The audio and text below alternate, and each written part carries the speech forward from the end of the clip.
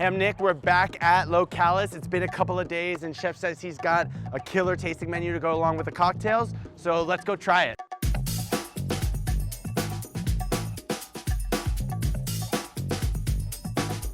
Welcome back, Nick. The tables have been turned. Super excited for this menu that we based on your cocktails.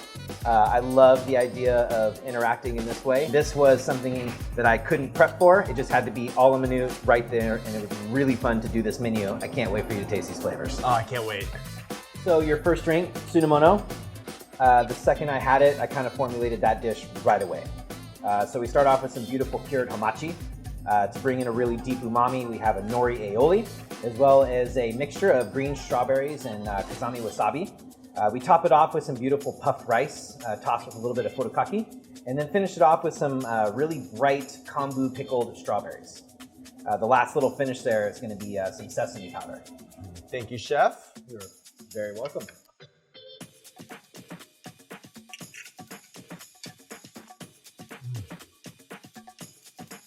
Off the bat, for the first pairing, I mean, the drink and dish just go together so well. The fruitiness from the strawberries is really nice and helps balance out the kind of the umami-ness, the spicy. And then when the drink comes through, a lot of the flavors are mimicked as they're coming through, but also it's very refreshing. The acidity kind of cuts through. In terms of a pairing, these two go together like peanut butter and jelly. I mean, it's such a good mix.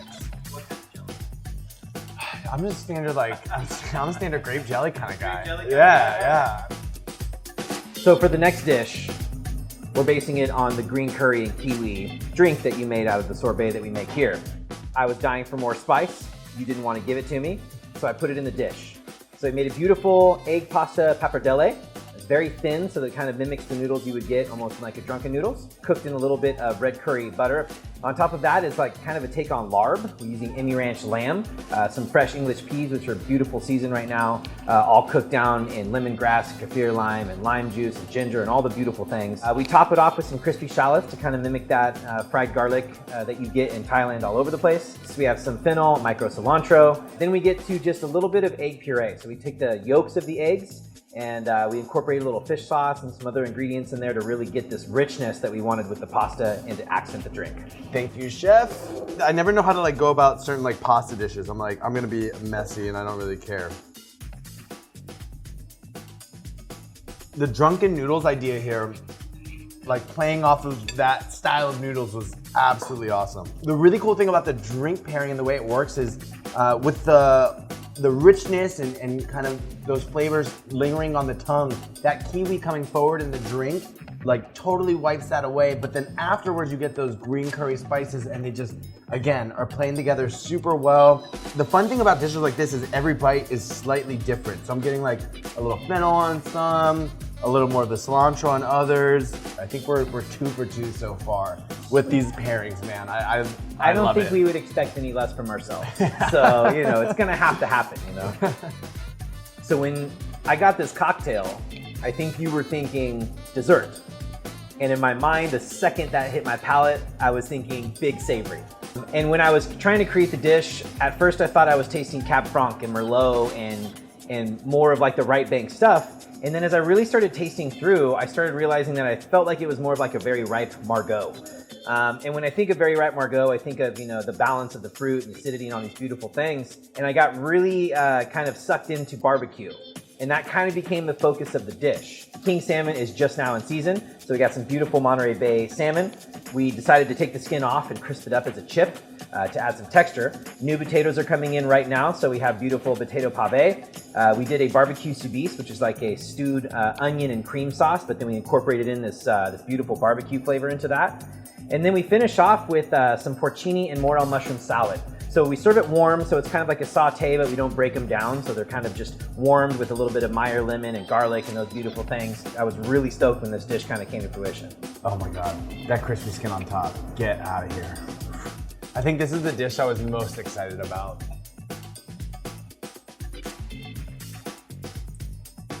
Banana, barbecue, and salmon. Oh my God. Those flavors just work together so well. It tastes more like a red wine now when you drink it with this dish than it does on its own. it's become something that it isn't. I love that aspect of this pairing. The mushrooms and vermouth especially Totally, play yeah. together so well. Absolutely. So those qualities are just, I mean, they're both just working off of each other there in such a beautiful way. I love this pairing. This might be my favorite. So here we had the first cocktail, what we thought was gonna begin the tasting menu. It ended up being the dessert pairing, so the last on our menu. I was really excited to know what slow berries were, naming slow ball, you know, kind of a highball twist. Thought that was really fun.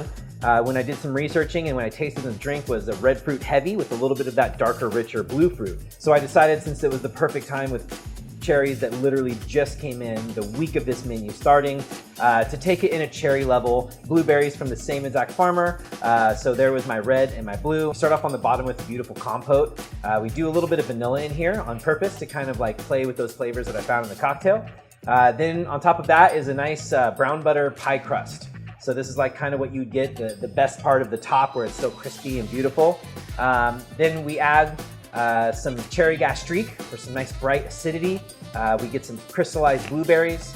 There's some beautiful flowers. We even include a little geranium flower to kind of accent that palate cleanser that you just had and maintain that throughout the focus of the dish. Wow, so beautiful.